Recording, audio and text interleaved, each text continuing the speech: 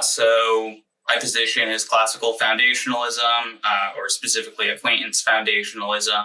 It's an internalist theory of justification. And I guess when we're doing epistemology, it's kind of helpful, I guess, to begin by laying out what our goals are for any discipline. So I would define knowledge as a justified true belief, and justification is an important aspect of that. I know a lot of philosophers will want to drop that condition on knowledge. It's a controversial one, but that's an important one for me.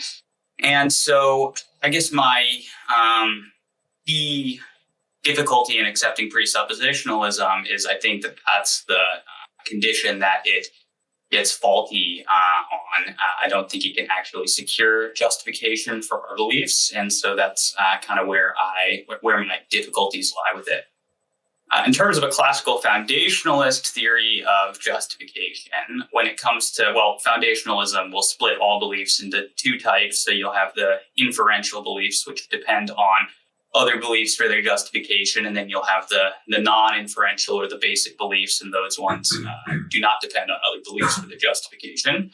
And the theory of justification, which I would advocate, would say that these basic non-inferential beliefs are justified through what Bertrand Russell called acquaintance or direct acquaintance. And I follow Richard Fumerton in parsing that with three distinct acquaintances. So you have acquaintance with a thought, that P, the fact, that P, and then the relation of correspondence between the thought and the fact. And so the idea is that when you're sort of in that state, in that relation, then you're sort of connected to everything that makes your belief true. And so it would be infallibly justified. So from there, I would also argue that methods of inference can be justified non-inferentially. And so those are how we can extend our knowledge beyond just the facts that we're acquainted with. And that's my theory in a nutshell. Sorry, it's not more detailed than that.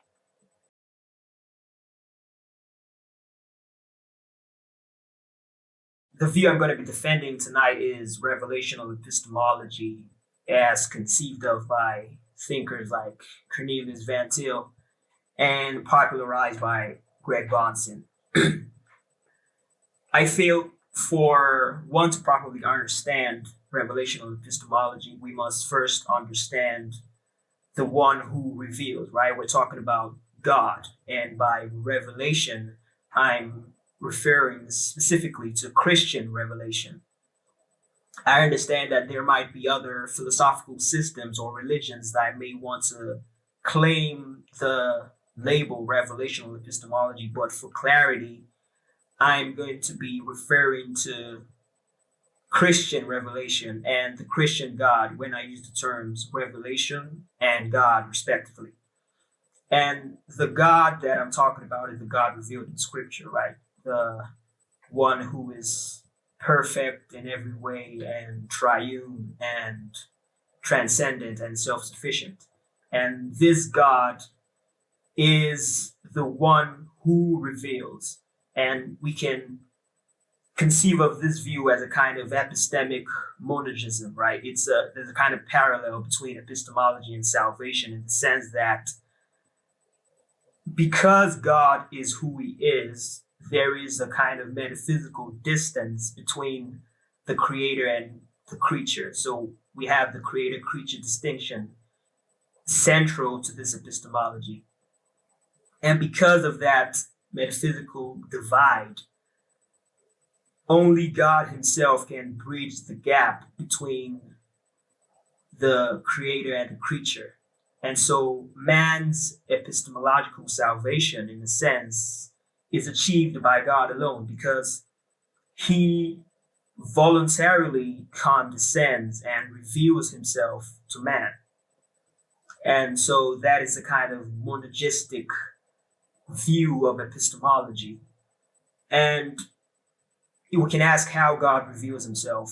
So the standard view in Reformed circles is that he reveals himself through creation. As Van Til says, the creation of God is a revelation of God. And so every single created fact is a God revealing fact. And that includes the fact of man, that is man's own consciousness or man's own being. So knowledge of God is built in to the fabric of man's being. Man's cognitive life is designed to provide him with constant acquaintance with his creator. So to be human is to be created in the image of God, and it is to know God. So self-consciousness is God consciousness in that sense. And when we're talking about revelational epistemology, the version I'm defending, the starting point is God. And it is knowledge of God. And this is a kind of personal knowledge. It's not knowledge of a proposition or a set of beliefs or something like that. It can be explicated in those terms, but it is fundamentally knowledge of a person. So it's a kind of acquaintance knowledge that one has in virtue of familiarity with an object or a person, as opposed to propositional or procedural knowledge. And that brings us to the issue of scripture, because scripture is special revelation, which is another way God reveals himself to man. So scripture is God's verbal communication to man. And being God-breathed, it contains, or it also possesses, the perfections of God himself. So it is authoritative, perfect, and infallible, etc. And how we know that scripture is from God is through the same familiarity, because we are, as it were, we are familiar with God through being created in his image. We also recognize immediately his media. So we can recognize immediately the divine authorship of scripture. So we recognize its authority and its perfection. So finally, to close out on this brief presentation of revelational epistemology, we have to talk about the issue of the doctrine of analogy, because I don't think any explication of revelational epistemology will be complete without a discussion of analogical knowledge. And the doctrine of analogy, the way Van Til puts it, is just that human thought and human knowledge is a kind of mirroring of God's original, incomprehensible, and archetypal system of knowledge. And to know anything is simply to mirror or reflect on a creaturely level the original system in God's mind. And that is a fundamental aspect of revelational epistemology that I can further develop during the discussion. So maybe I should. I'm done for now. All right, yeah, thanks for the presentation there. So, yeah, I don't know where you want to take it from here. Maybe it would be helpful if we sort of begin by seeing if we've got the same definition here. So when it comes to knowledge, how would you define it? I'm perfectly fine with the traditional justified true belief definition of knowledge, yeah. At least for the purposes of this discussion, yeah. Okay, cool. So then we've got, that's helpful. Let's see. So on this issue of non-propositional knowledge, so maybe you can help me out with that. So like, what is a justified true belief that doesn't take a propositional form? Maybe you could help me, clarify what you mean by that. Well, okay. If it's in that case, obviously, the justified true belief definition of knowledge applies to propositional knowledge, right? So when I talked about the non-propositional acquaintance knowledge that we have of God, then the justified true belief analysis of knowledge wouldn't really apply. But I think that acquaintance knowledge or personal knowledge aspects of it can be expressed propositionally. So I don't think they're reducible to one another, but at least they can be expressed. Acquaintance knowledge can be expressed in terms of propositions. So when it's expressed in that sense, I think the justified true belief definition would apply. But apart from that, I don't think it would apply to non-propositional knowledge. Okay, yeah, no, I mean, I think that's fair. I'll talk about knowing people, and I don't think I'm referring to a proposition when I say that. So that's fair. Yeah. I'm trying to think where we disagree on this. Maybe it's that you think that this non-propositional knowledge is a prerequisite for knowing other things. Is that would you agree to that? Yeah, sure. I think this non-propositional familiarity with God is necessary for knowing anything else. Yeah. Okay. Could you maybe explicate why you think that? Well, there are various couple of arguments that can be presented for that, but I think maybe I can tie this into perhaps one of the criticisms that I want to raise against your view, Dave. So the issue is, seems to me, if we can talk about the problem of skepticism, right? So skepticism is something that I think follows if we reject this revelational view I just described. So without personal knowledge of God, this acquaintance or familiarity with Him as creator and us as creatures, there doesn't seem to be any way to rule out skeptical scenarios. And I think that this ability to rule out skepticism is a precondition of knowledge of anything. Okay. Well, let's make sure that we've got our definitions straight. So because there are different types of skepticism, right? You've got global skepticism, local skepticism, such things. So what type of skepticism are you referring to?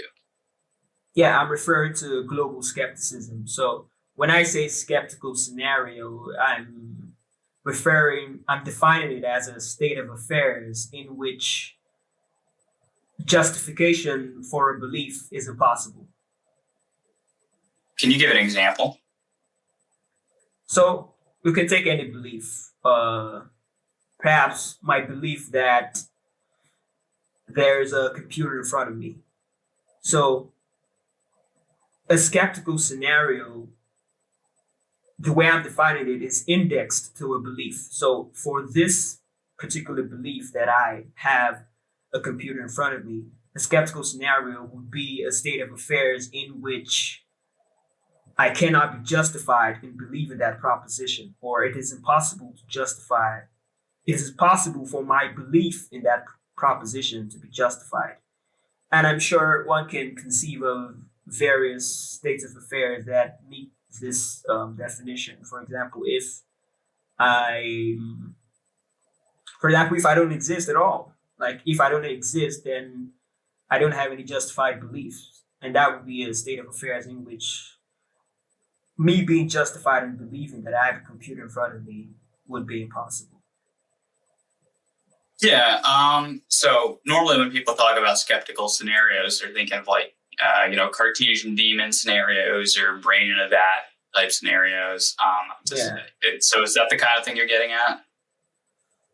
Well, I want to be limited to that, but I think we could try and see if those commonly talked about scenarios actually fit the definition of skeptical scenario I gave. I understand that perhaps the way I'm defining it is a bit different than it is usually used in the literature, but I think it's a simple enough definition that we can easily understand, right? So basically, your concern about classical foundationalism would be then that it can't avoid global skepticism? Would that be the basic concern? Yeah, in general, that's the basic concern. Okay, so what would the objection be then to sort of the theory of non-inferential justification that I laid out? Because it seems like you would need that theory to be a failure in order to conclude that you therefore can't have justified beliefs or knowledge about anything. I wouldn't say that my claim requires that the acquaintance theory be a failure, because maybe you can. Okay, all right. Let's think about it this way. Okay, by my definition of skeptical scenarios, it would mean that the direct acquaintance is unable to justify the belief, because in that state of affairs, justification is impossible, simplistic, right? So it doesn't matter if there is direct acquaintance. It is just unable to justify. So maybe if you think about it that way, then maybe you're right that my claim requires that direct acquaintance theory is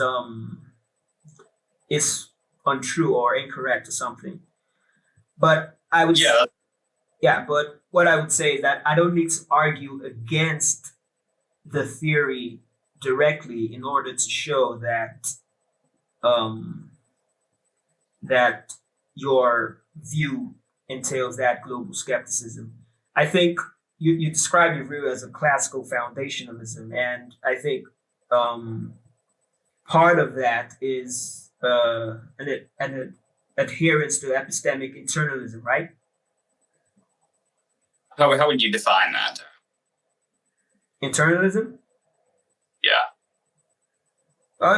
I think I don't have a strict definition off the top of my head, but I mean, you're free to define it. But as I understand it, access internalism holds that the justification conditions for the subject's belief are internal to the subject, or the subject has access to those justification conditions. Is that a fair representation? Yeah, I mean, it gets a little complicated because, we can talk about what people mean by access, right? And you've got like potential access requirements and such. I'm content to just leave it and say that I think that you've got to have an awareness requirement. So there's got to be something that's making a difference from your own perspective. And so that's just what I mean by an awareness requirement.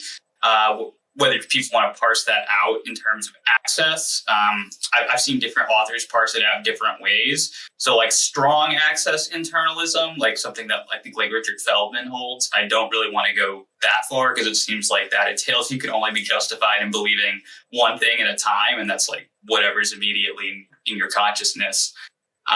So like weaker forms of like potential access internalism I can go along with, but I'm happy to just leave it and say that I think there's an awareness requirement. All right. Okay, that's good. So, initially in my how I intended to criticize your view is that I try to demarcate between the foundationalism aspect and the internalism aspect. So I had like two criticisms of foundationalism, and I had one criticism of internalism. So that's the one that I was just trying to present when you asked me for my argument was basically aimed at internalism, specifically armchair internalism that the people like the McGrews defend. So how I perhaps we could get into this, how I intended to present the argument was, we can think of our epistemic principles, right? I'm sure you would be familiar with things like this. So the for those listening, an epistemic principle is just a proposition that lays out the conditions of justification. For example, an internalist would say that, okay, if a certain awareness condition is met, blah, blah, blah, then the subject is justified. Or an externalist might say that if the belief was formed reliably, then the belief is justified. So epistemic principles generally are like that. So what I'm trying to argue is that because you reject revelational epistemology and that personal knowledge of God as the starting point, your epistemic principles have an undischarged conditional, basically. So I think that all epistemic principles, whether they be internalist or externalist, have what we might call a conditional that is meant to rule out skeptical scenarios like the ones I've just described. So each epistemic principles we can take it for let's think about it in terms of belief.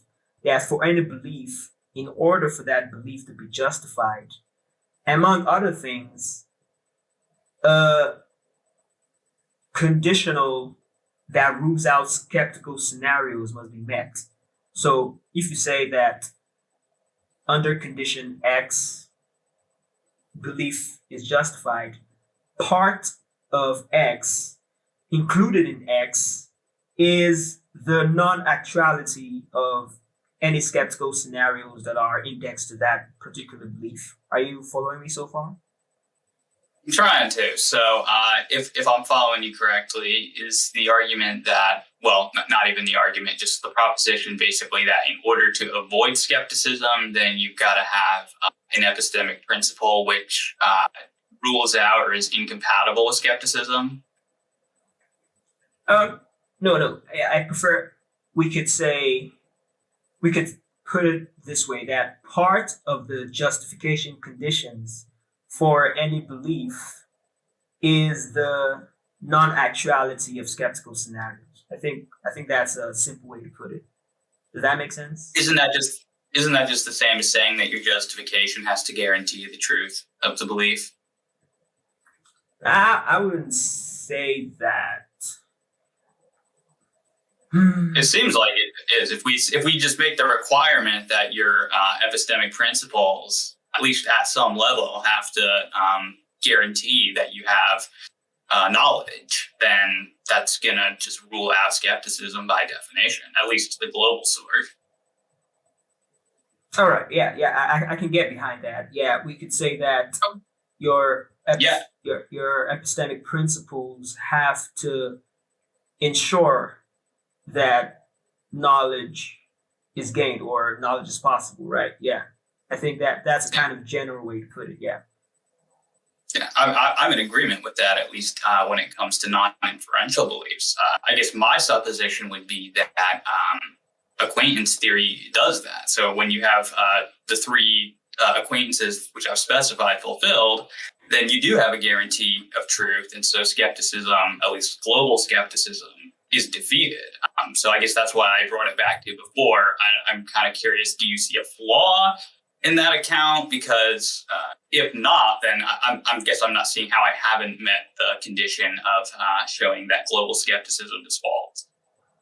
Okay, we could put it this way, that for any belief, even the kind that is that you would characterize as non-inferential, for that belief, there's a certain set of skeptical scenarios, of possible skeptical scenarios. Like, that is scenarios that render justification for that belief impossible.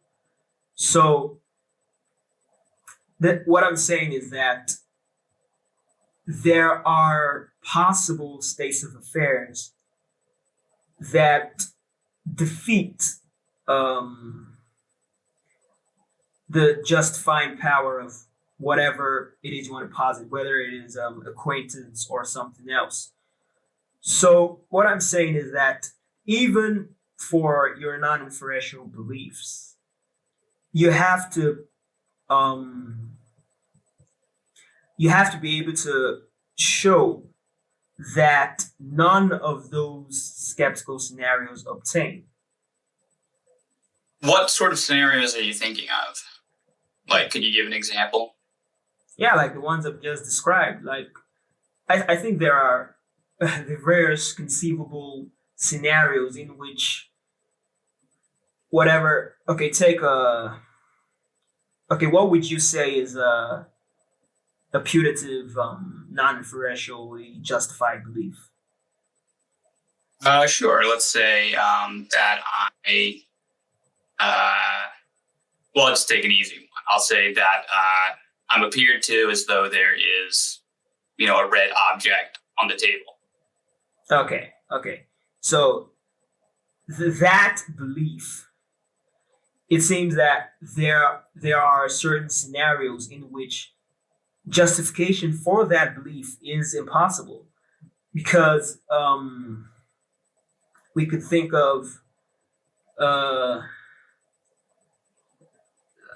I think there are, if your appearance are, or okay, like the one I mentioned before, it could be the case that the world is such that perhaps you don't exist, or nothing red even exists. So that kind of what some have called epistemically inhospitable worlds, those kind of states of affairs would render your justification for even that impossible. So what I'm trying to say is that there must be a way to show that the world which you inhabit is epistemically hospitable. You get what I'm saying? I think I'm just wondering, why would it be that when you have the three relevant acquaintances with something like that just doesn't rule out a scenario which says that, for example, that there are no red objects? It would seem to me that a scenario which says that there are no red objects is defeated in virtue of the fact that I have a non-inferentially infallible even belief that I'm acquainted with, with a red object, or the appearance of one at least. Right. Oh, okay. I think I get what you're saying now.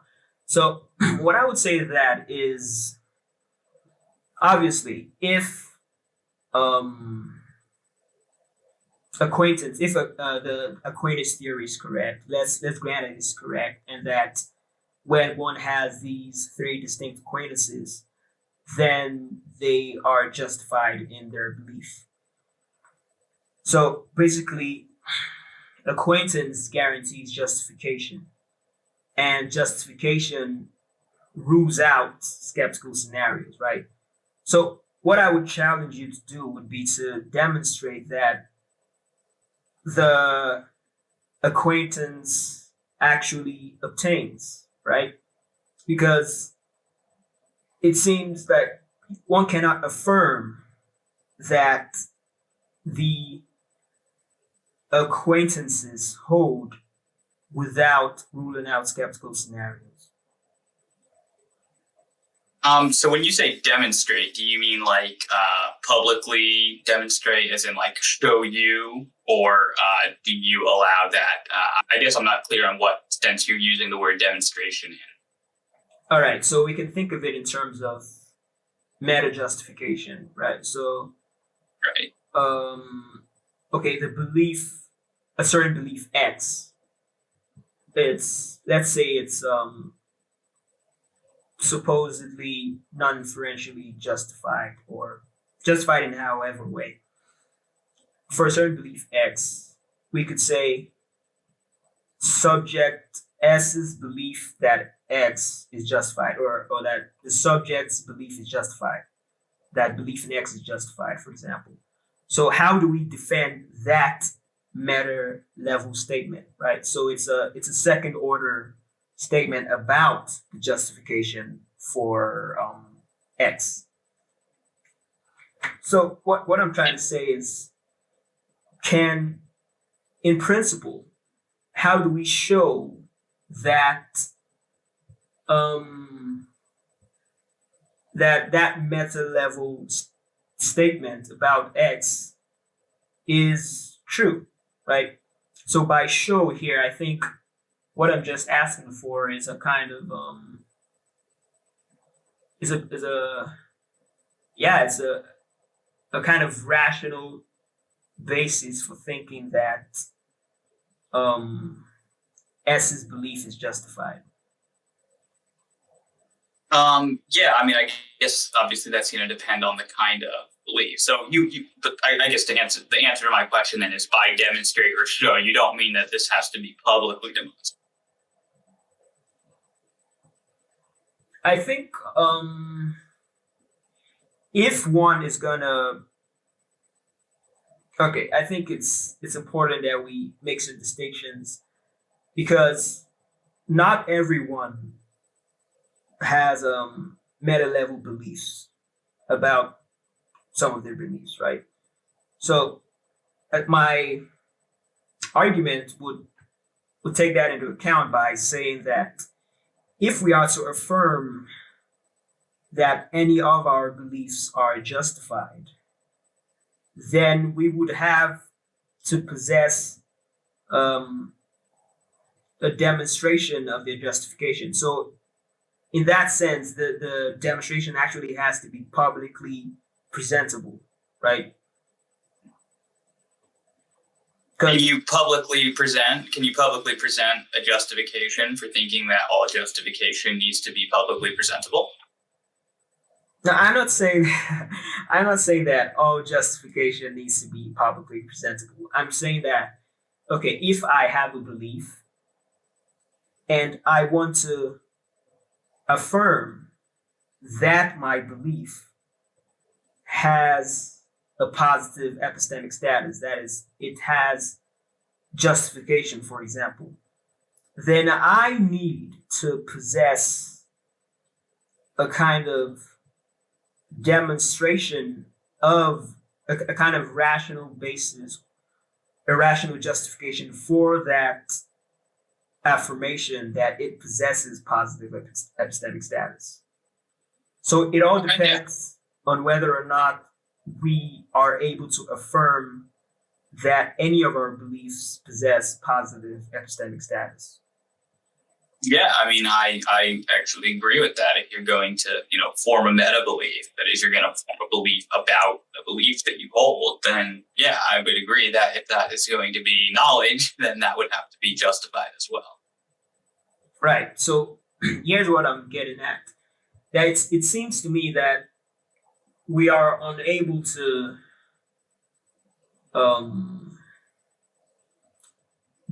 justify any of our meta beliefs without decisively ruling out skeptical scenarios, right?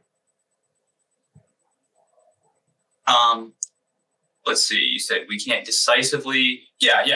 Unless you can rule out a skeptical scenario, that it is the possibility that the belief is wrong.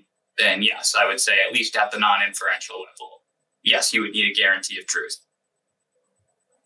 So it seems to me, if we cannot, if our meta beliefs, if we cannot have some kind of rational justification for our meta beliefs, then we cannot really affirm that we have knowledge. That is without. Okay, so all right. What you're saying is that we've got to have justified meta beliefs in order to get any other sort of justified beliefs. Is that it? Oh, I'm saying that we need justified meta beliefs in order for us to assign, okay, let's put it this way, in order for us to assign positive epistemic status to any of our beliefs. Okay, so maybe we need to then discuss what do you mean by a meta belief. I might actually agree with what you're saying here, depending on what you mean by a meta belief. I've been using meta belief just to basically mean beliefs about other beliefs. That's what I was basically using the term to mean. And I don't think you actually need those to have other justified beliefs, but maybe you mean something different by a meta belief. So kind of maybe quickly, what do you think, or how are you defining meta belief? Yeah, a meta belief is a belief about another belief, right? But I guess in this case, it is a belief about another belief's justification or another belief's justification status, right? So if I say belief B is justified, that is a meta belief about the justification status of B. Yeah. Okay. So to kind of use the example I used before then, when I said that I'm appeared to as though there's a red object on the table, and I took that to be a non-inferentially justified belief. Do you think I need a justified meta belief about my belief that I justifiably believe that there's a red object on the table in order to justifiably believe that that I'm appeared to as though there's a red object on the table? No, I wouldn't go that far. That's why I said, but what I would say is that you need a justified meta belief if you're going to say that your belief that you're appeared to as though there's a red object, before you can say that that belief is a justified belief, you need to have a justified meta belief. Why? Because I think that's because I think that just follows from the definition of knowledge, right? If I want to say that belief X is justified, then my belief that X is justified needs some justification. If I'm gonna assert that any of my beliefs possess justification or positive epistemic status, then I need to be able to show that it actually possesses that positive epistemic status.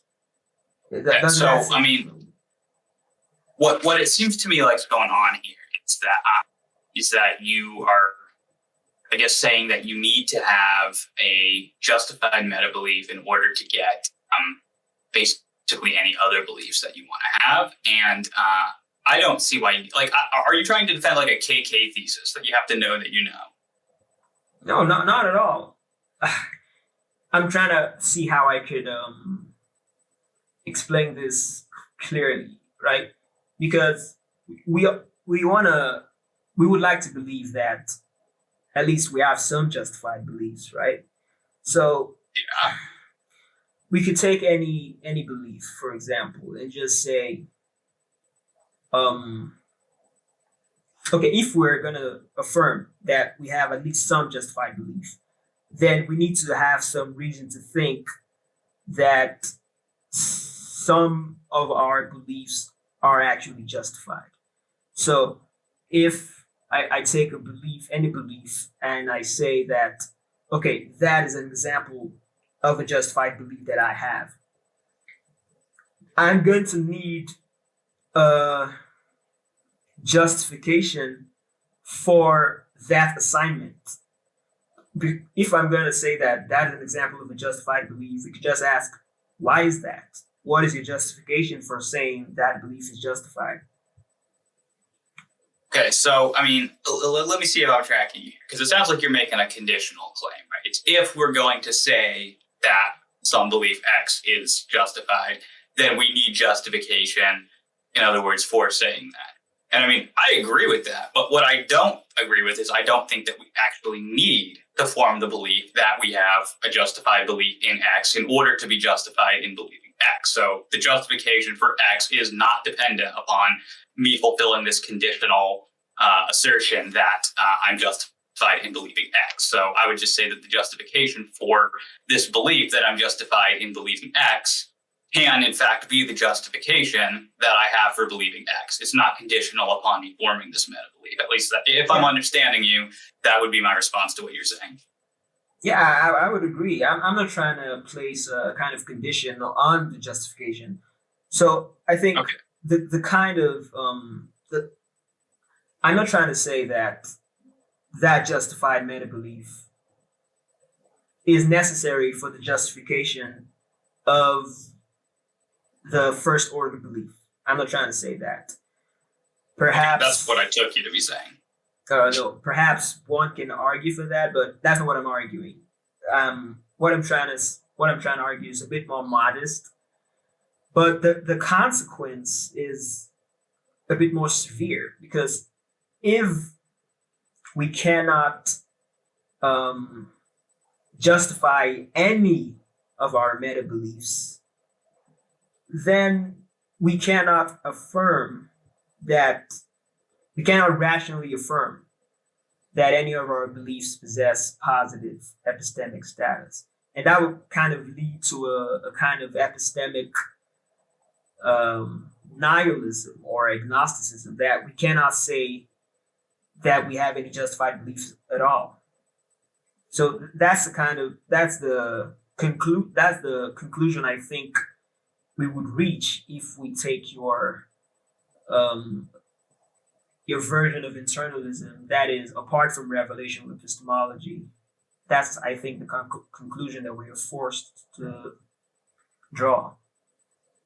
Yeah, I don't see why my view forces us to embrace the conclusion that we couldn't have justified meta beliefs. I guess what I'm balking at is that I don't see why we need the meta belief. I don't see why we need a justified meta belief in order to just have a justified first order belief. Yeah. Okay. So maybe we're going on about this too long. So I'm just gonna give my final thoughts on this particular topic, and maybe you can respond, then we can move on to something else. So basically, what I'm arguing isn't that we need a justified meta belief for a justified first order belief. I'm saying we need a justified meta belief for a rational assignment of justification to a first order belief. So our first order beliefs may be justified. That's possible. But if we do not have justification for our meta beliefs, then we cannot say, in any case, whether or not our first order belief is justified. So if that's the case, then we cannot affirm that we actually have knowledge. So that's the crux of my argument. And that is the case because in order to have a justified meta belief, we must be able to rule out decisively all the possible skeptical scenarios for that belief. But we cannot do that unless we are omniscient or self-sufficient, because there is an infinite number of possible skeptical scenarios for any particular belief. And because we are finite, we cannot rule them all out. And so basically, if we are not omniscient or we don't have revelation from an omniscient being, then we cannot rule out skeptical scenarios. And if that's the case, we cannot have justified meta beliefs. And if that's the case, we cannot affirm in any case whether or not we have knowledge at all. So maybe you can have the last word on that. Sure. I mean, as best as I was able to understand what you just said, it sounded like you were saying to me that basically, if we don't have justification for our first order belief, then we wouldn't be able to form a justified meta belief, which says that we have a justified first order belief. And so in that case, then yes, you couldn't rule out skeptical scenarios. I guess what I would go back to is say, but we do in fact have justification for first order beliefs, which is in virtue of what we're able to form justified meta beliefs. And so I think we are able to rule out skepticism. But again, I mean, I'm not completely sure I've understood you there, and I understand if you want to move on, but at least as best as I've understood what you said, that would be the sort of response I would offer. Yeah, that's fine. That's fine. Maybe you should try and provide an objection to my view this time. Sure, and this might be less to your epistemology and maybe more to your transcendental argument that you've been sort of developing in the videos on your channel. But I mean, to me, it seems like those are sort of combined. So if it's all right with you, I kind of wanted to ask, what do you mean when you say transcendentally necessary? In the first premise of your argument, I think it's something like that: if the negation of Christian theism is not, or if the negation of Christian theism is self-defeating, then Christianity is transcendentally necessary. I believe you said in conversation with me that you take that to be analytically true.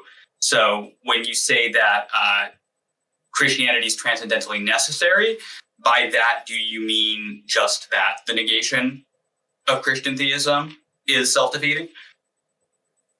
No. We could conceive of transcendental necessity as a kind of necessity, just like metaphysical or logical or epistemic. So, if we want to be really technical about it, we could say that a transcendentally possible world is a state of affairs in which intelligible human experience is possible, or intelligible human experience is actual. Let's put it that way. So a transcendentally possible world is a world in which rational thought is actually possible, or is actually actually obtains. And so a transcendentally necessary being or system or proposition is something that is true in all transcendentally possible worlds. So that is, in all worlds in which rational thought is possible, then P is true. So if P is true in all transcendentally possible worlds, then P is transcendentally necessary. Does that make sense?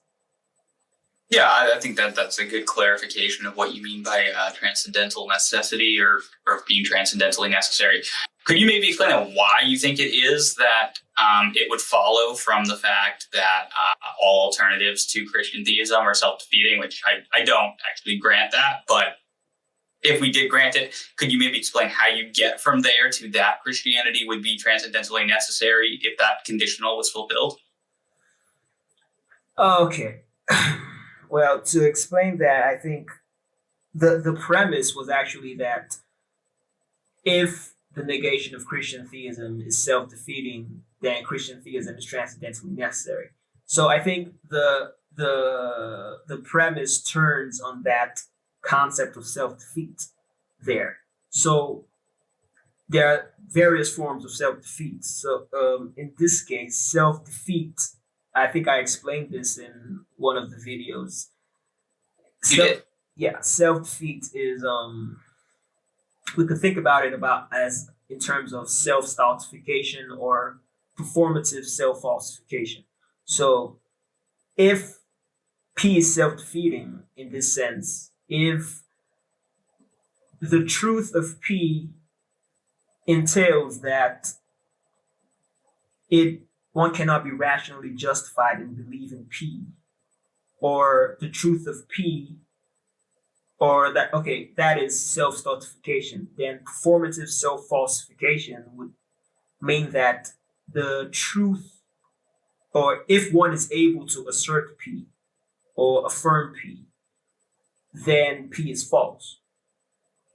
So if we take those two notions of self-defeat, it follows that whatever is self-defeating actually is inconsistent with some transcendentally necessary proposition.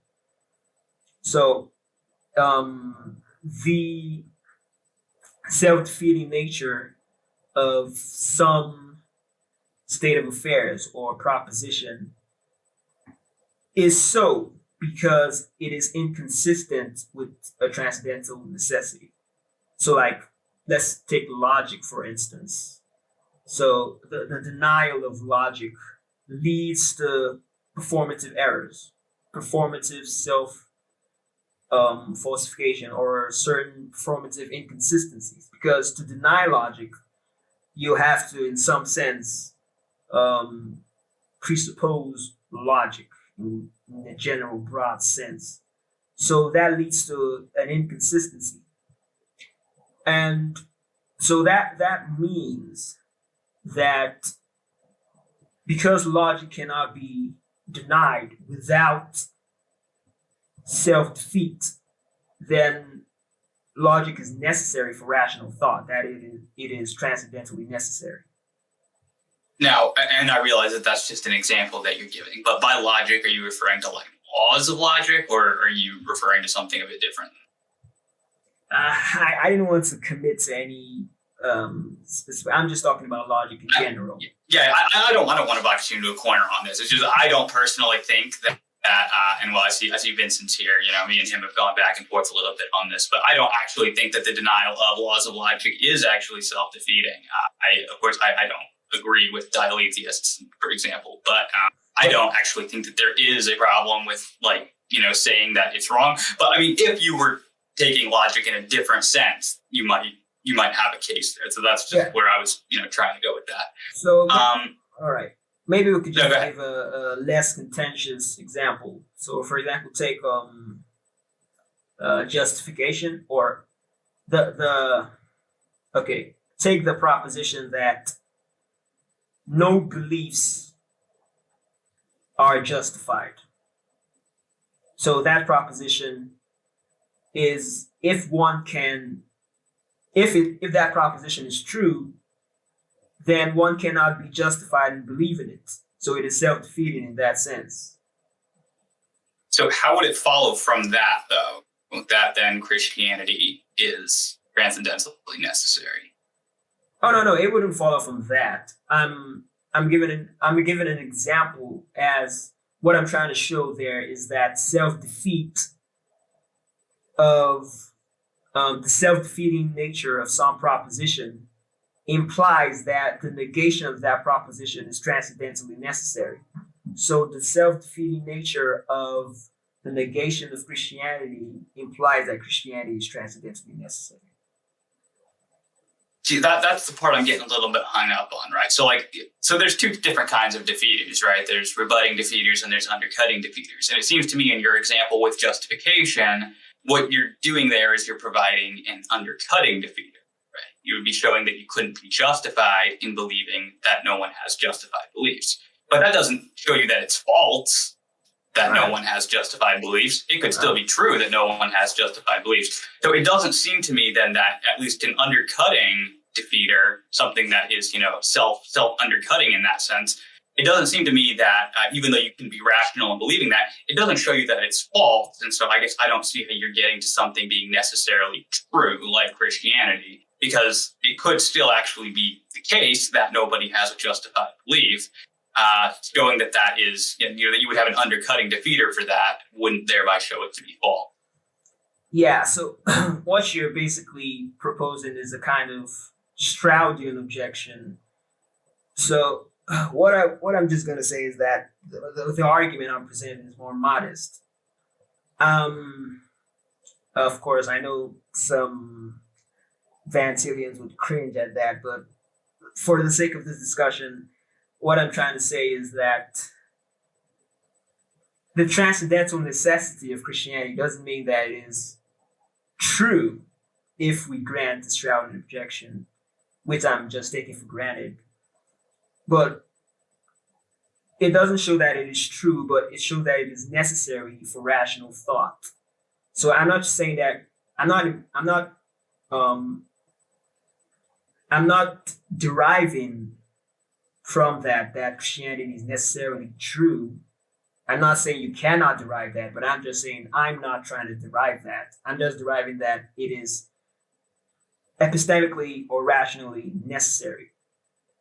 Okay, because that was why I began by asking you what you meant by transcendentally necessary, because it sounded like you were basically saying true in all possible worlds. And so my application of Stroud's objection there was to say that you can't actually get that from the argument. We don't have to go the whole Stroud route. I guess just, my response to that would be, then it seems like if you're going to grant that that's what the argument that you're presenting gets you, is that you must believe believe or act as though Christianity is true, and not that it actually is, then I think you have the same skeptical problem that you were posing to classical foundationalism. I don't think you can get out of global skepticism.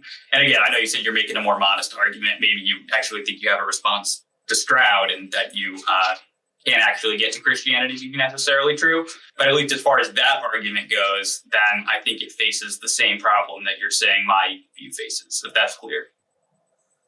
Yeah, but I don't think I would grant that it falls into the same problem, because if even this modest argument that I'm trying to present, if it is successful, then it means that Christianity or Christian belief is rationally necessary or epistemically necessary.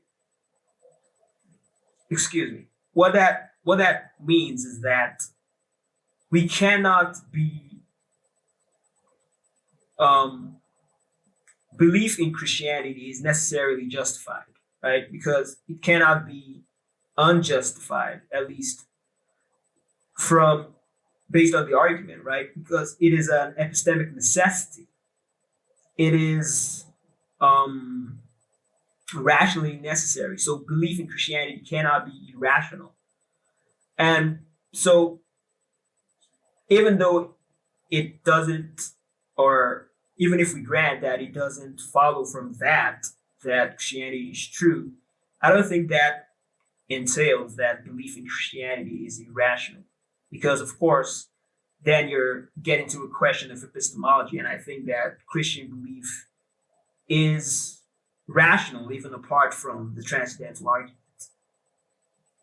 Oh, I wasn't saying it follows that Christian belief isn't rational. My point would be you can't show that Christian belief is justified on the basis of this argument. That would be the point you're making. And if you want to move on to another topic, I'll give you the last word on this, but that was the point I was trying to make, is that not that Christian belief isn't justified, but that it couldn't be on the basis of the transcendental argument that you've offered. All right, so what I would say that I don't see why it couldn't be on the basis of that argument, because the argument shows that belief in Christianity is epistemically necessary, right? It is rationally necessary, that if we're going to be rational, we must be Christian.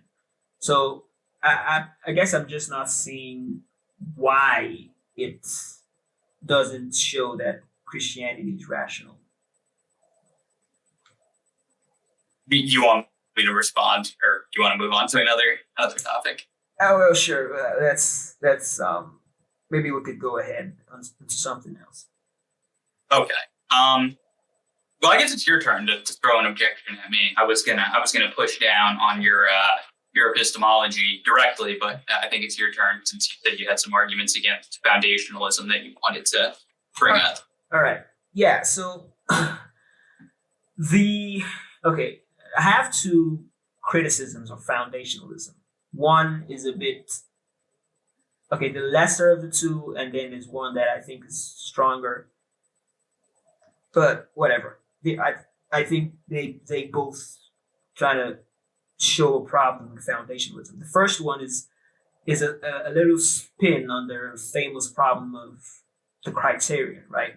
So it seems to me that your foundationalism is predicated on this distinction between basic beliefs and non-basic beliefs, right?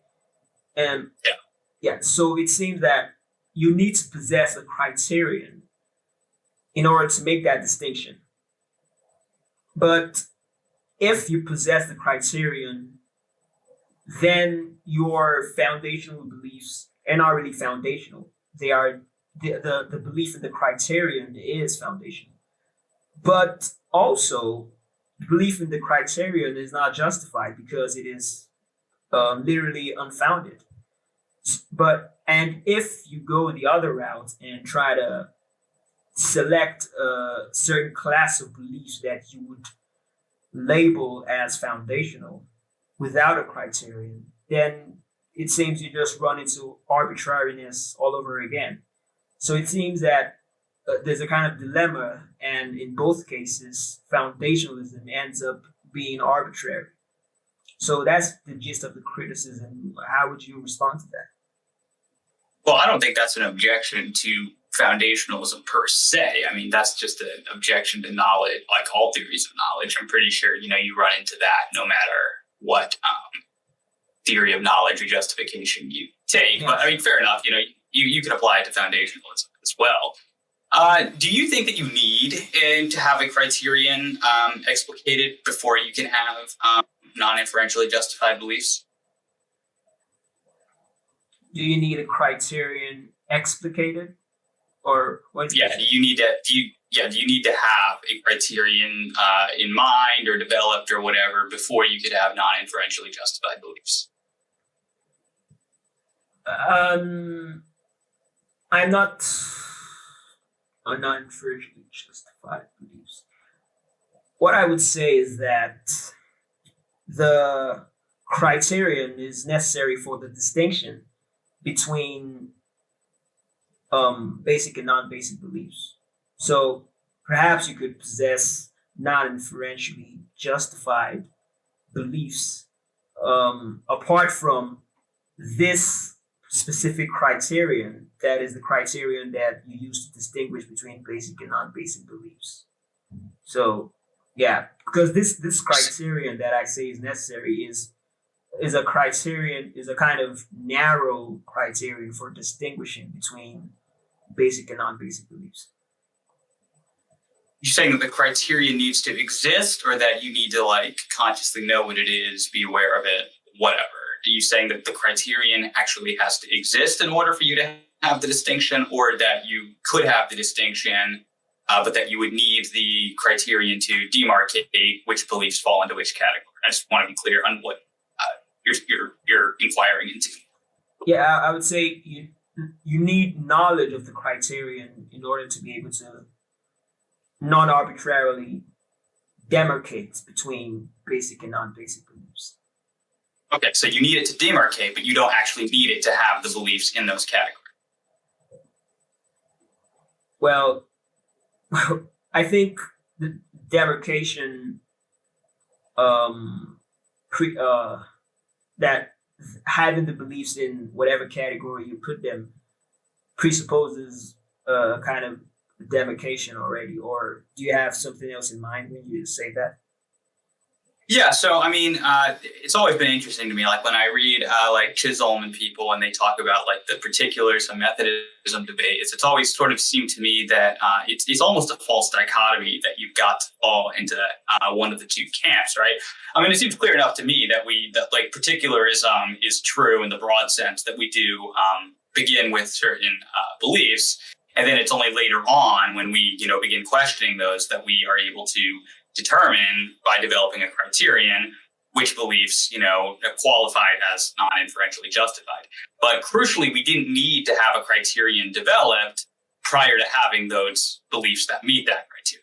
In other words, I don't have to actually be aware of what I think the conditions are for a non-inferentially justified belief in order for those conditions to be met. So I would say that these conditions are met. That's where we begin knowledge at the non-inferential level. And then it's only when we start asking these sorts of epistemological questions into the nature of justification that we then develop criteria, and we see that these certain beliefs meet that criteria. So, I mean, in that sense, I mean, I've got, sympathies with both the particularists and the Methodists, because I think in actuality, we are particularists, but yeah, when we're doing epistemology, I see we act like Methodists. I hope that's clear enough. Yeah, I get the gist of what you're saying, but what I'm going to say is that in your epistemological theorizing, I think this is really where the problem with the criterion comes to life, right? In your epistemological theorizing, you choose foundationalism, but it seems that to be able to draw a distinction between beliefs that are basic and beliefs that are not basic, you would need to have a criterion and a justification for that criterion. So when you say, for example, that non-inferentially justified beliefs are the foundation of your epistemological scheme, we could ask that why should non-inferential justification be the criteria for foundational beliefs? Like, why not something else? Is there a justification for choosing non-inferential justification as a criteria? Run that by me again. I was on board to like write what you said at the end there, and then I was like, wait, what? All right. So what I'm saying is that we need a criterion to be able to demarcate between basic and non-basic beliefs. So, for example, it seems that in your theory, you posit non-inferential justification as a criterion for what counts as a foundational belief, and that non-foundational beliefs are whatever is derived from these non-inferentially justified beliefs.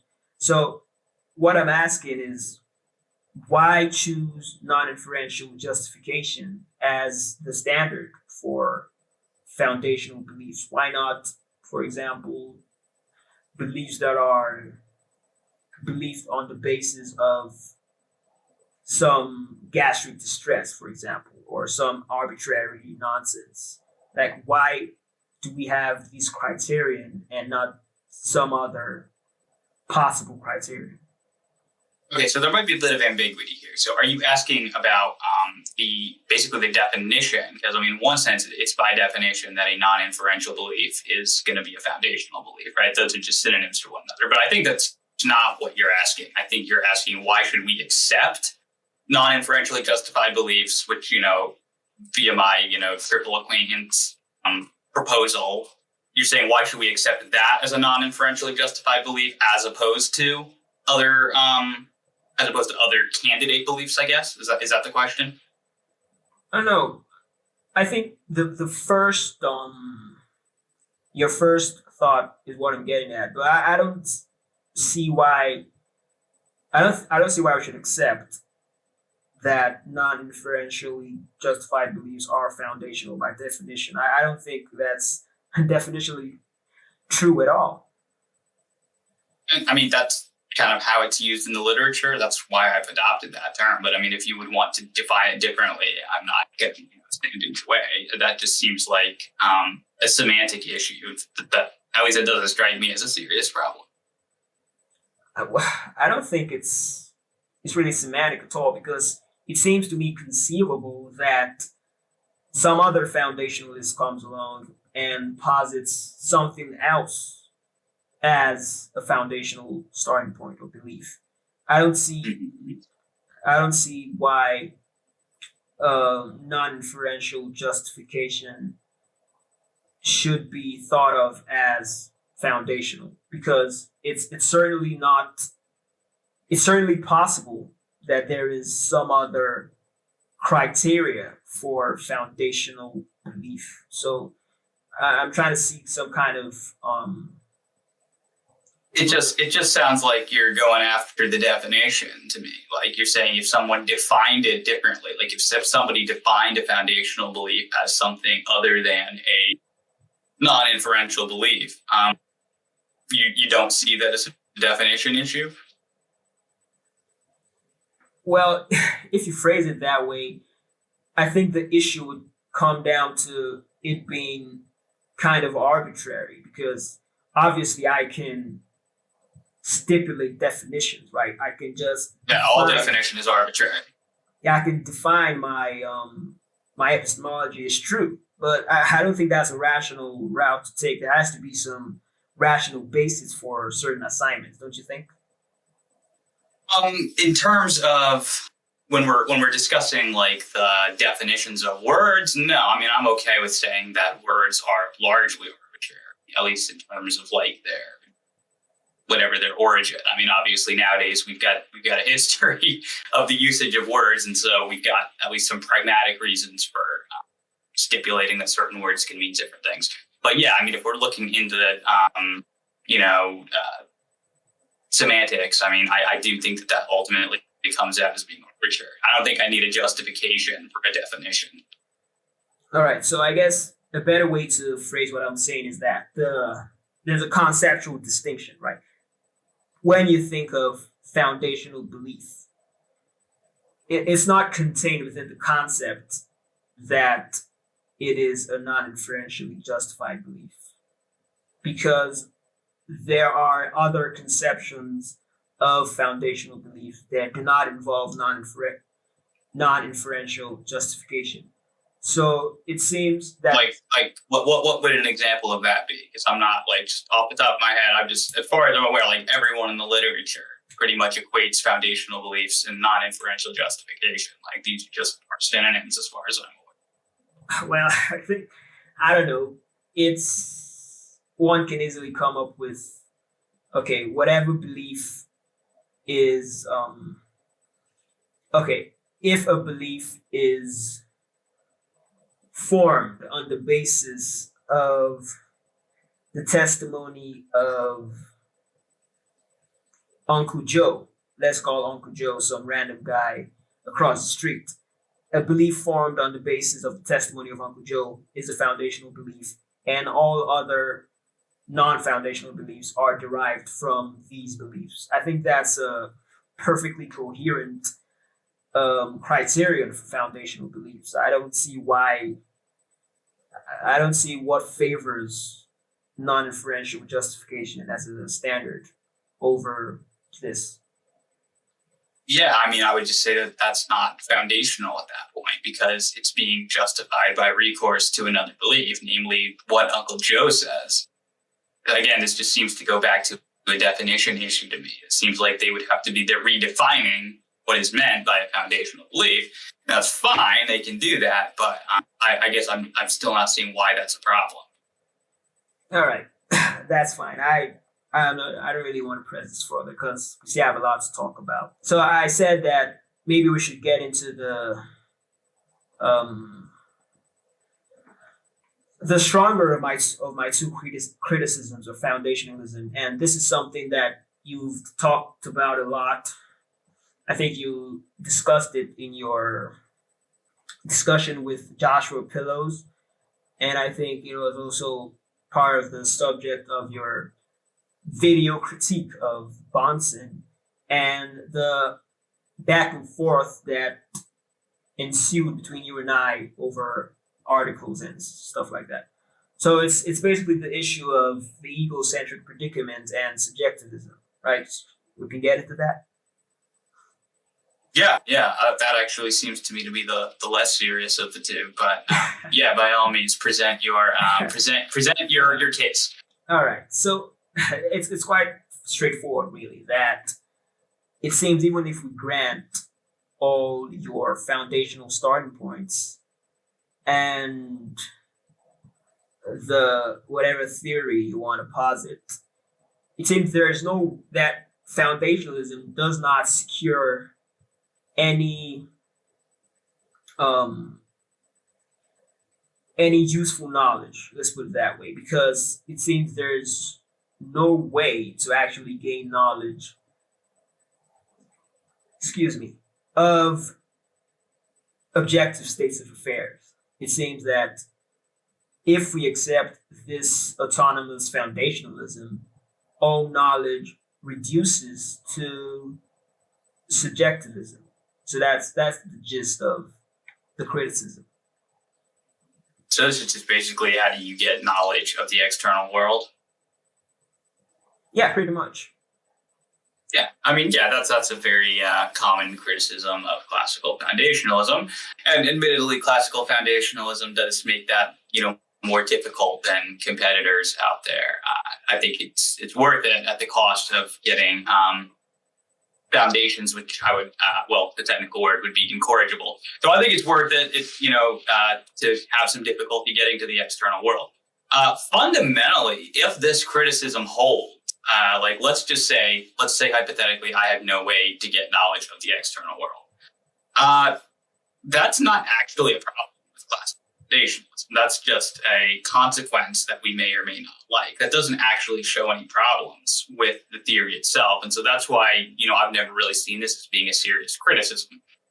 But, on the practical level, as you say, yes, we would like to have knowledge of the external world. And so, the means that classical foundationalists generally have proposed for getting that knowledge would be through an abductive inference, or an inference to the best explanation. And, the argument is typically going to appeal to something like simplicity and compare realism, the idea that there is an external world, compare that to other hypotheses, argue that realism is simpler. And so by recourse to simplicity, we have justification for believing in a mind-independent realm of three-dimensional objects. That perhaps there was a bit of confusion about what I was saying, because my argument really isn't just about the specific belief that there is a mind-independent reality. Of course, it involves that, but it's basically more about having knowledge of objective facts, right? Because the main point of all of this epistemological theorizing, is to show that our everyday experience, our everyday items of knowledge are actually items of knowledge. Because if I would like to believe that there's actually a computer in front of me and that is a fact, or that the moon revolves around the earth, or things like that. So it seems that I don't think foundationalism can actually secure any of this everyday garden variety beliefs, because there is no way to know anything outside our own mind, given this foundational epistemology that you propose. What's wrong with the abductive inference? In terms of as a justification for the existence of a mind-independent reality? Mm-hmm. But what I would say to that is that we could just, the same skeptical arguments can be raised for abduction itself, because if we grant your foundationalism in its autonomous variety, it doesn't seem that we could make any kind of inference to anything other than our own minds, because an abductive inference would just, or let me say more generally, inference rules or systems of logic are just reflections of the mind of man, and it doesn't have any connection to anything objective in the world of facts. Well, hang on. I mean, I don't grant that premise at all. How does it follow that you don't have any connection to? I mean, in one sense, it's kind of ambiguous to speak of. First, maybe we should clarify, what do you mean by saying an abductive inference, having a connection to anything objective? Okay, right. So our abductive inferences, what we want them to do is to enable us to kind of track what actually is in the world out there. When we say that something is the best explanation for a certain experience or something else, we are trying to move from that to have a kind of justification for believing that that thing is true. So what I'm basically getting at is that our abductive inferences, and basically logic in general, logical inference in general, does not have any connection to the objects of knowledge out there. And here's what I mean by that. The objects of knowledge are independent of our minds, right? And well, some of them are. Well, sure, we could grant that. But if this is so, then what reason is there to think that these objects have any kind of systematic relation to each other such that they can be tracked by our logical inferences. There just doesn't seem to be anything that guarantees or facilitates this relation between facts that would enable us to infer anything from any other thing. So I would say that abduction is what enables you to infer that. Right, but even if we grant abduction, if the objects of knowledge are, for example, totally disconnected from one another, like there are no relations between any fact at all, and every fact just exists as one isolated unit, then it doesn't matter if we try to use abductive inference. We would just be speaking into thin air, because their abduction requires relation between facts. And if that doesn't obtain in the world of facts, then we cannot have any abductive inferences. Now, abduction doesn't require there to be relations among facts, at least ones that are external to ourselves. Nothing about that is required for abduction. What might be required is you might need that in order for abduction to actually be true, right? For your abductive inference to actually be correct, then yeah, like if we're saying like we're making an inference to the best explanation that there's such a thing as causation, right? Well, yeah, in order for that to be correct, there has to be causal relations in the world of facts, external to ourselves. It's not clear to me, though, that really has anything to do with the rationality of an abductive inference. So an abductive inference will confer justification either way. And it sounds like what you're just bringing up is just like, well, it could be a justified false belief. And yeah, I mean, deduction is our only, means of inference that is guaranteed to be truth preserving. So it's admitted from the start that abductive inferences do not guarantee the truth of their conclusions. What they do is they provide rational justification for those conclusions. Right. So it seems that if it doesn't seem possible that, okay, what I'm saying is that abduction or inference in general, without this relation between facts, then our inferences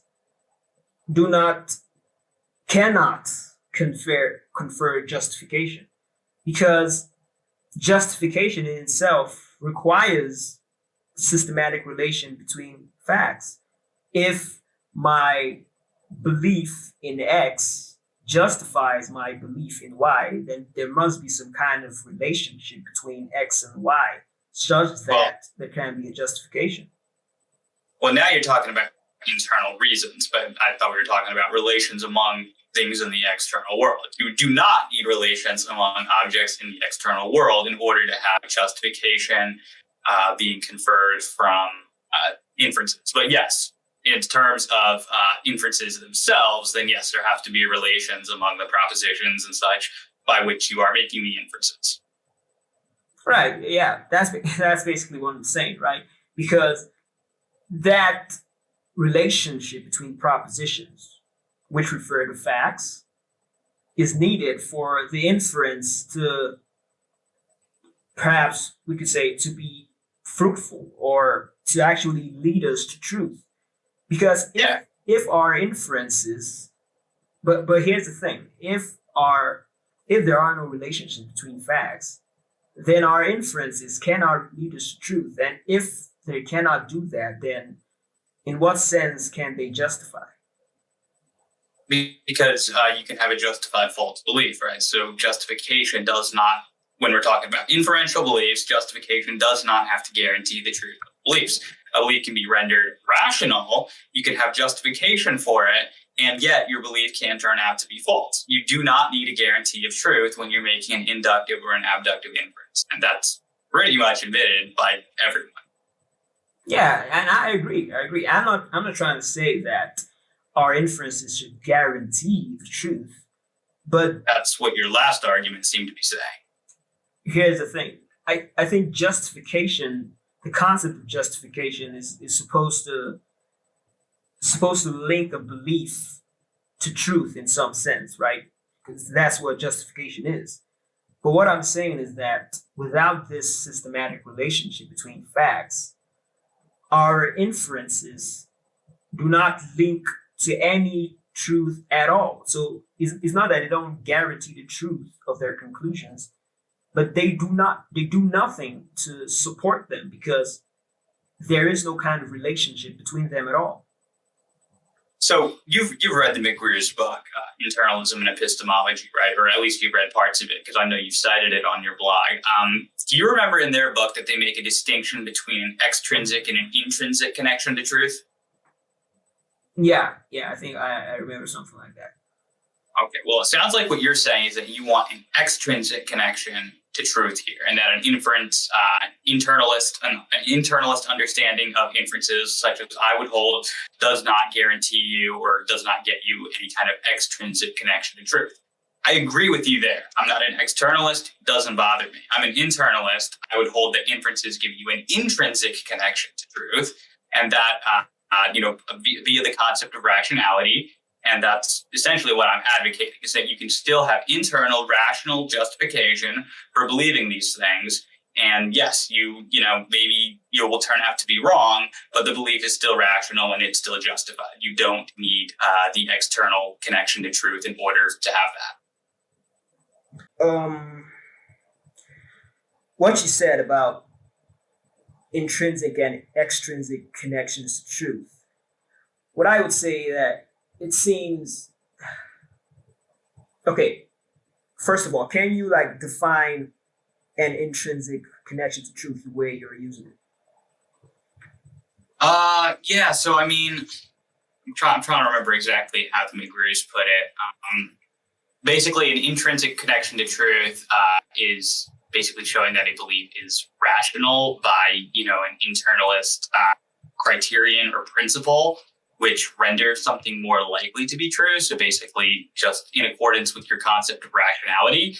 An extrinsic connection to truth is something like Timothy Williamson's safety condition on knowledge, right? It's where your beliefs are connected to truth in virtue of something that's, external, something that is guaranteeing that the way that your beliefs are produced or something is reliable and is normally true.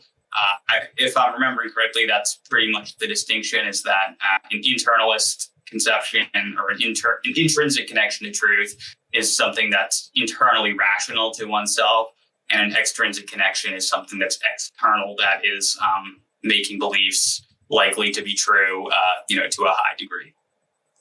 All right, okay. I think I get the gist of the distinction now. So what my argument is trying to show is that, okay, we could take the subject of knowledge, for example, right? The subject of knowledge has a particular way of thinking. He has a way his mind functions, right? And this includes his conceptions of rationality, his inferences and way he thinks, and etc. And we could also characterize the world that he is trying to gain knowledge of. That is the world that contains all the facts and the objects of knowledge. It seems to me that there is a disconnection or a kind of mismatch between these two categories, that is the subject and object of knowledge.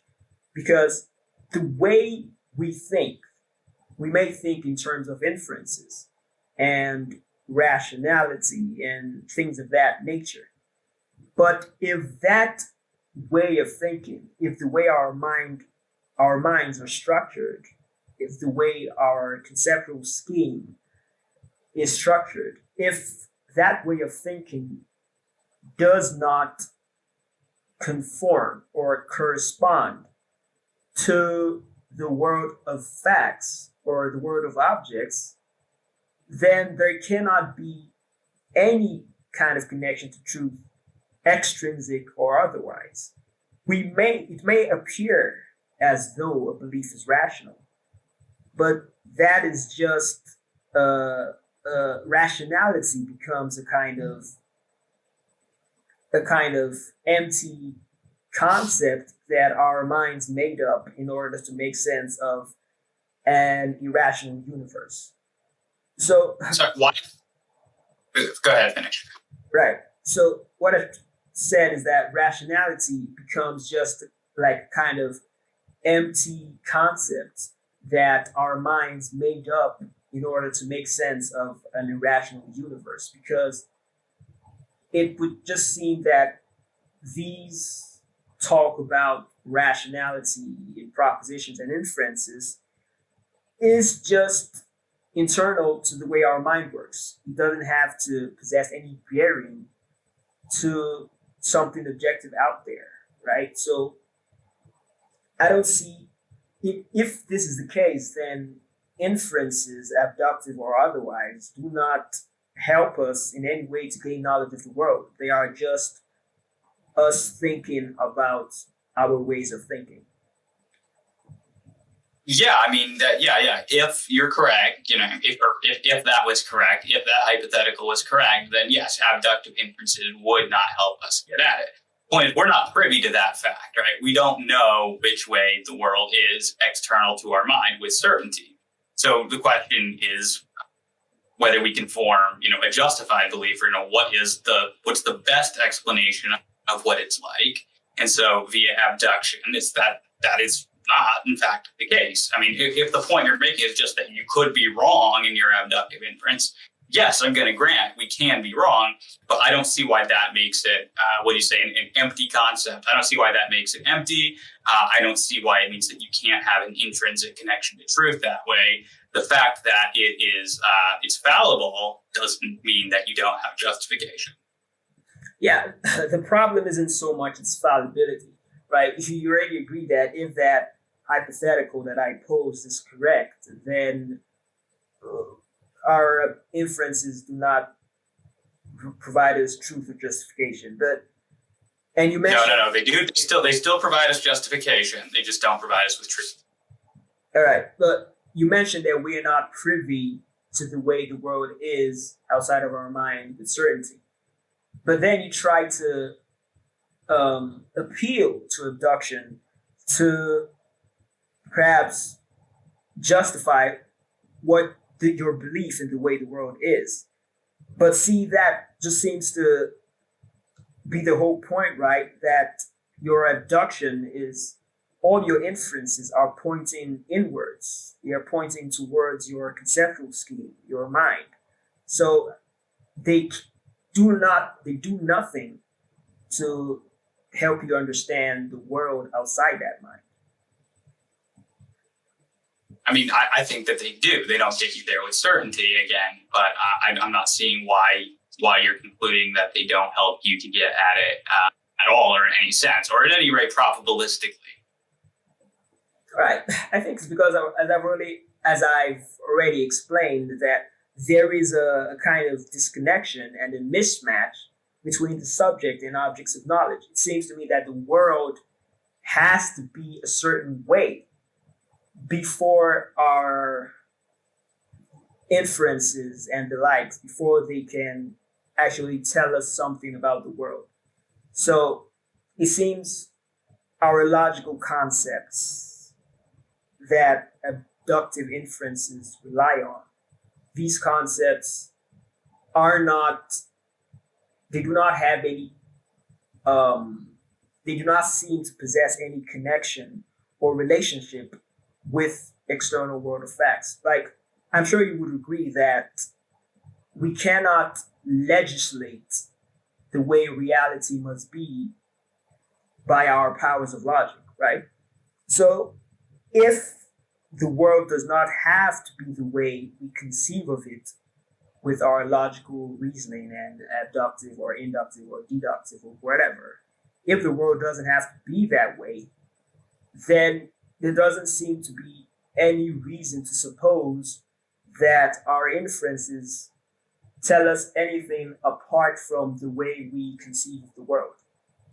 Because when we make inferences, it just seems that we are just talking about our subjective mental makeup. Yeah, I mean, I think that we are talking about that we are talking about the beliefs that we hold, and we're talking about the reasons that we have for believing. That doesn't seem like a criticism of my view. All right, okay, that's fine, but perhaps you could have the last word on this. But it just seems that if the inferential practices that you propose as leading us outside of our subjective states, if those inferential practices are just aimed inwards to our own minds and we cannot make any objective conclusions from them, then it just seems we're stuck in this egocentric predicament. But sure, you can. Yeah, I guess I don't know what you mean by aimed at in this context. I mean, they are intentional, right? And so what they're aimed at, what they're about, is things external to ourselves. Yeah, I guess I'm not understanding what this aiming at language refers to. They are internal to ourselves, but they are intentional, and so they're about things external to ourselves. Right. So it's kind of metaphorical, right? So what I'm saying is that everything about them is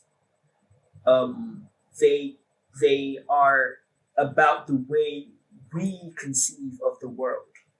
When I say that, for example, that there are two apples on the table, my numerical concept of two, for example, of two-ness, for example, it's not something that needs to be intrinsic to the world. It's something that my mind applies to make sense of the object. So that's like an example. So things like numbers and our logical concepts are kind of systems that we use to make sense of our experience. But this doesn't imply that the world or the objects in the world actually conform to these systematic relationships at all. There, for example, everything in the world could be just, like I said, distinct abstract particulars, or it could be an indivisible unit. So these two scenarios make nonsense of any kind of logical operation. So that's what I'm getting at, is that our logical notions are just things that our mind uses to make sense of the world. But it doesn't mean from this that that's how the world actually is.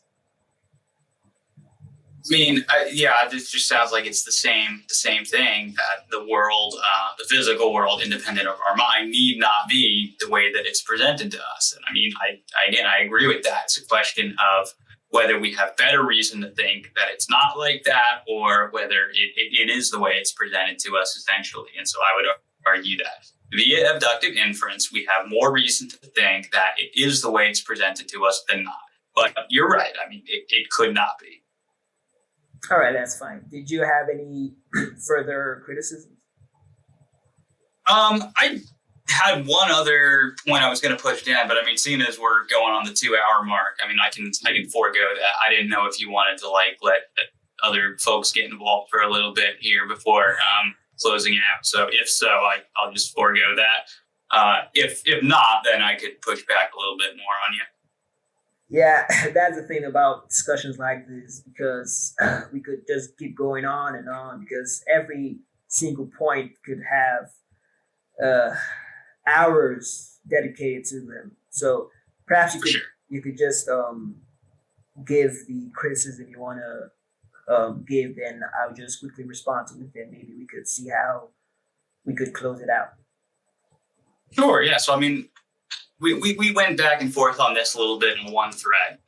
When it comes to the regress problem, right, and I was kind of, pushing back on your view and kind of how do you actually get non-inferential justification for beliefs.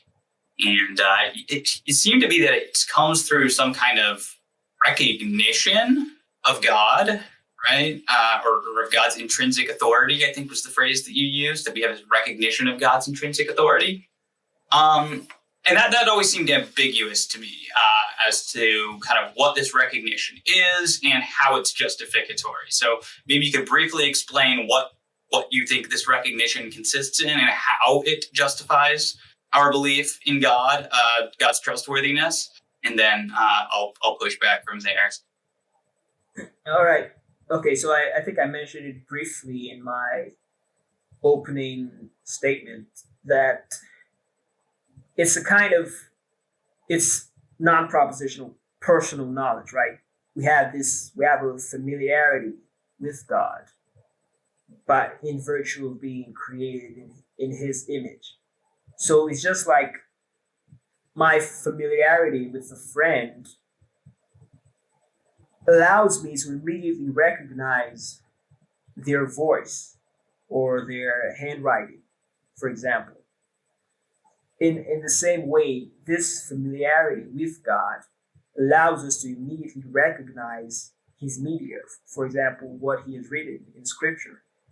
And that familiarity with God, it entails a kind of familiarity with his authority and his trustworthiness. Because my familiarity with my mother, for example, just entails a recognition of her status as, for example, as my mother, as a good cook, etc., etc.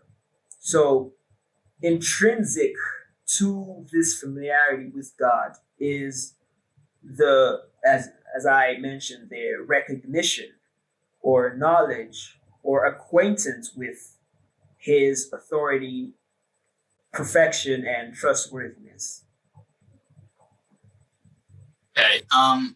Do you take familiarity to be something primitive, or do you think it can be analyzed into basic constituents?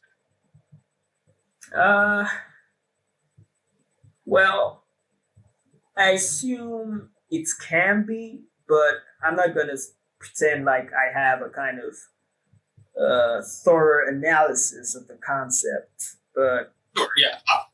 I was just going to say, for me, what I take familiarity to be is basically when you have acquaintance with memories, which are a type of fact, and they're intentional, they're about the past, and so then you've got a correspondence between that and some other fact that you become acquainted with, and so there's either correspondence or there's similarity there.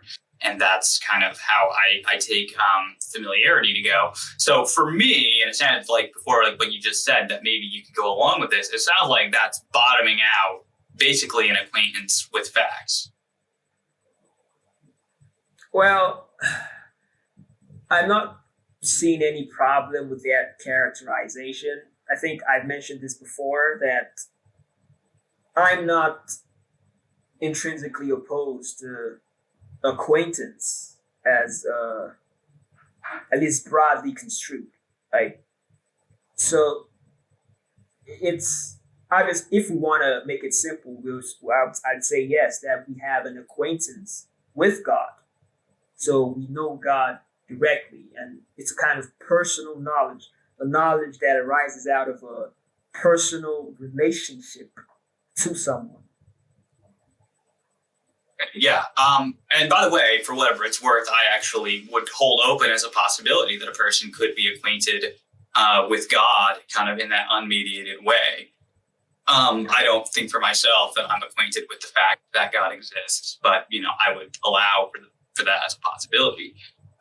But then I guess here's the problem I'm having.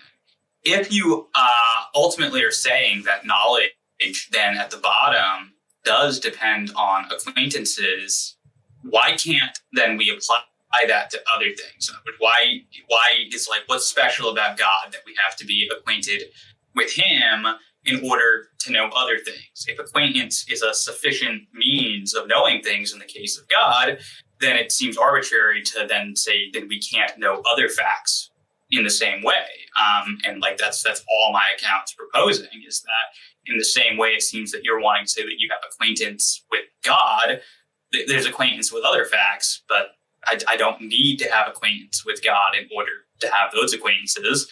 So therefore it seems I don't need knowledge of God to have knowledge of these other facts. Okay, so what I'm going to say to that is that I think I mentioned this in the article I wrote in response to your video, is that the problem, at least, isn't with acquaintance itself. I think the problem is with autonomy in epistemology, at least in general. So what I would say is that if we were to hold to some vague acquaintance theory with respect to knowledge of God, I would still say that that acquaintance is made possible because of God's revelation. So it's still revelational in that sense. And what's so special about God is that he is God, and like he created man and everything in the world. And it is his creative acts that makes the facts what they are. So we cannot know anything without being situated in this revelational context. So even if you want to apply this acquaintance to everything else or some other things, there still needs to be a kind of revelational metaphysic that would allow this acquaintance to yield knowledge. So that's what I'd say. So how do you know this this revelation to be true? So you're saying that apparently that's prior to acquaintance. In other words, you would need revelation before acquaintance.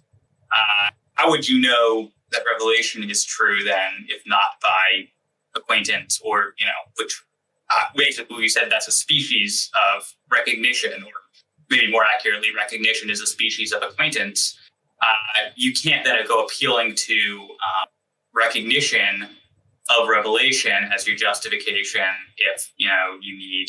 Well, I mean, unless you want to go the circularity route, and maybe you do, but maybe that's not clear. Was that clear? Yeah, I get the gist of what you're saying. What I'd say is that there's the sense in which I'm saying that revelation precedes this acquaintance is in a kind of logical or metaphysical sense. That is, it is because of God's voluntary condescension and self-revelation that allows us to even be acquainted with him in the first place. So is that go ahead. Right. So basically, because God came down to relate with man, we can have an acquaintance with him. So that's basically the order of priority. It's not like I'm saying that, you must have revelation before, that is in a chronological sense, before you can have acquaintance. So it's not like they are distinct. They occur in the same act, but revelation is prior because it is a precondition of acquaintance, in the sense that it is God's decision to reveal himself that makes acquaintance possible. Does that make sense? Yeah. I'm trying to see if it does. So, like, in my view, I'm going to, of course, acknowledge that God is creator, right? And so the reason that we are able to have acquaintance with facts is because God created us with that capacity, right? But of course, I don't think that I need to know that God created me with this capacity before I'm able to know other things by acquaintance. But it sounds to me like that's not what you're saying. So I guess I'm just not sure. Is the revelation doing justificatory work? And, if so, what work is it doing? Okay. that it seems we should put it this way. I don't think perhaps the distinction between revelation and acquaintance is not really helpful. We can because we can conceive of this acquaintance as a kind of revelation. Like I said in the beginning that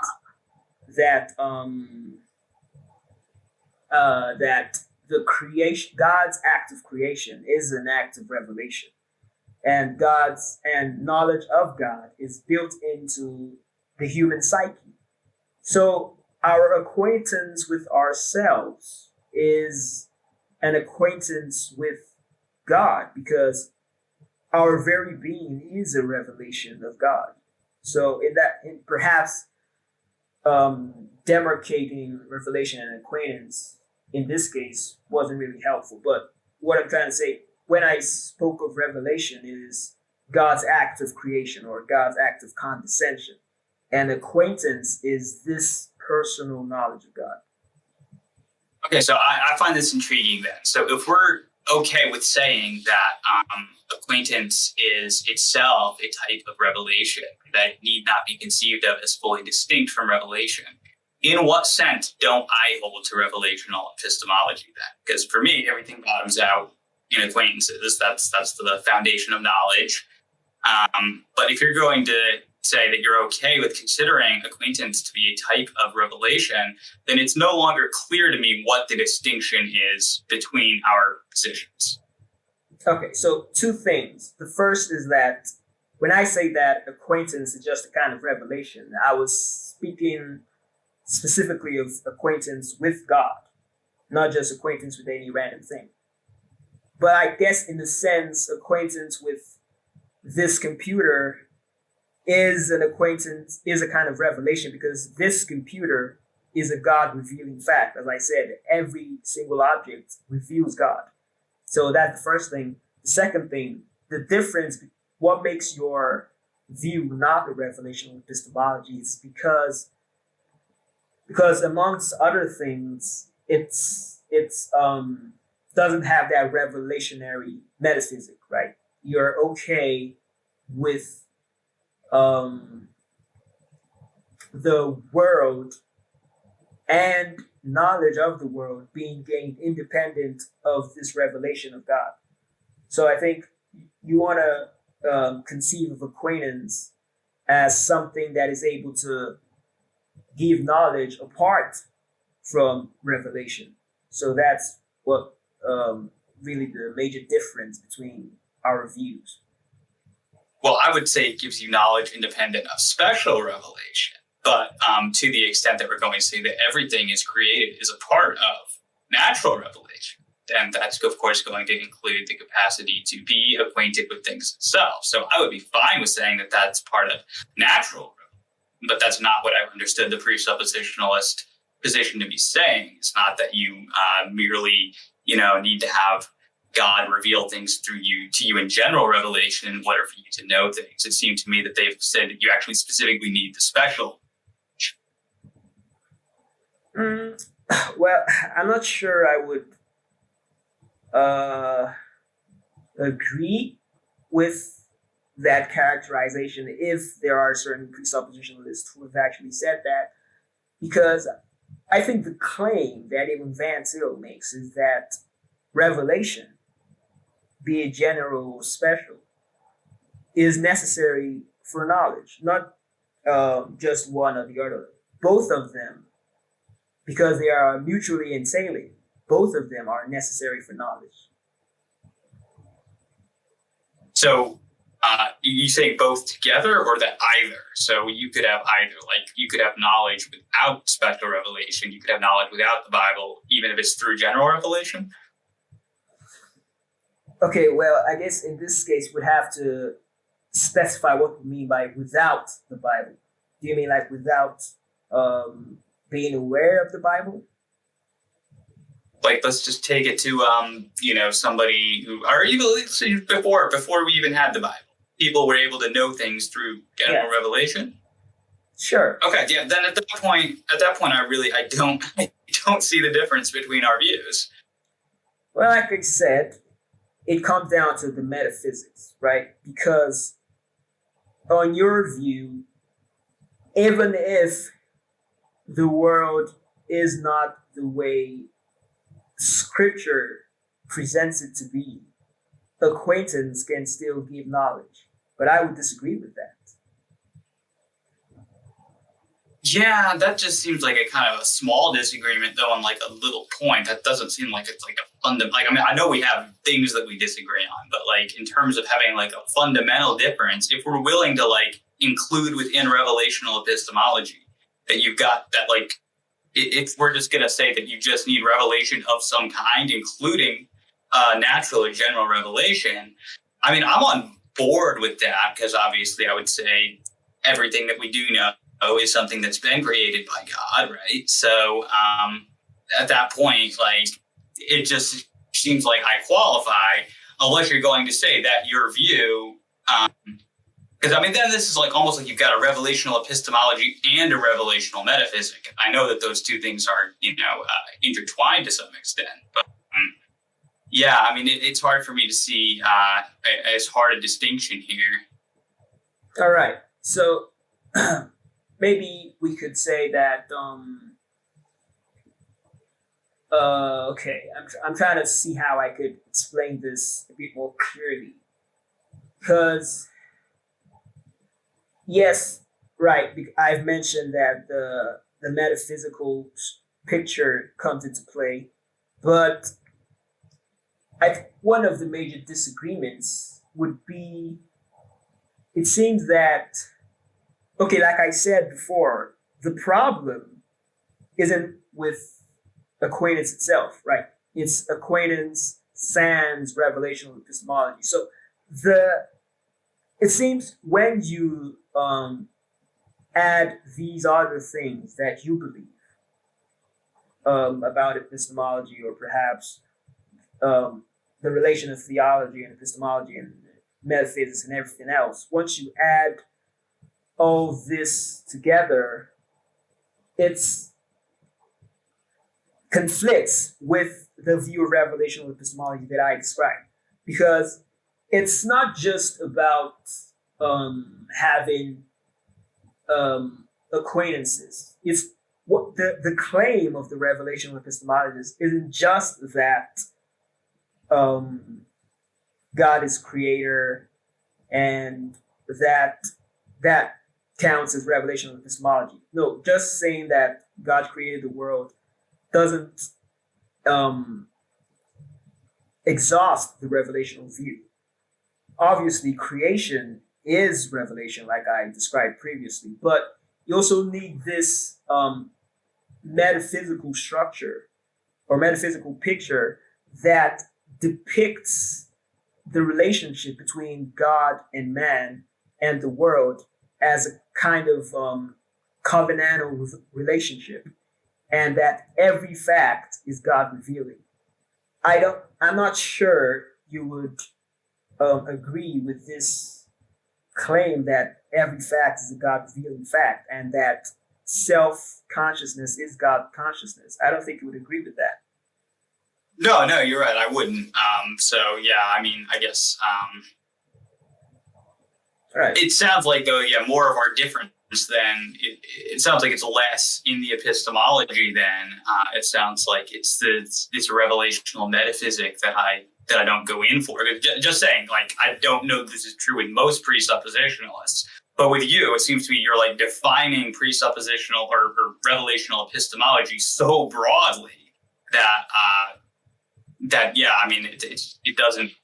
If you're willing to include direct acquaintance with, within revelation, that seems to me to collapse the distinction, because I mean, the point of acquaintance, on my view, is that you can know things all on their own by it. So yeah, to the extent that you're going to say that could be included in it, that then seems to collapse the distinction, as I understand it. Right. Like I said a couple of times, that the problem isn't with acquaintance theory, and I don't think it is kind of a new thing for me to characterize revelational epistemology this broadly.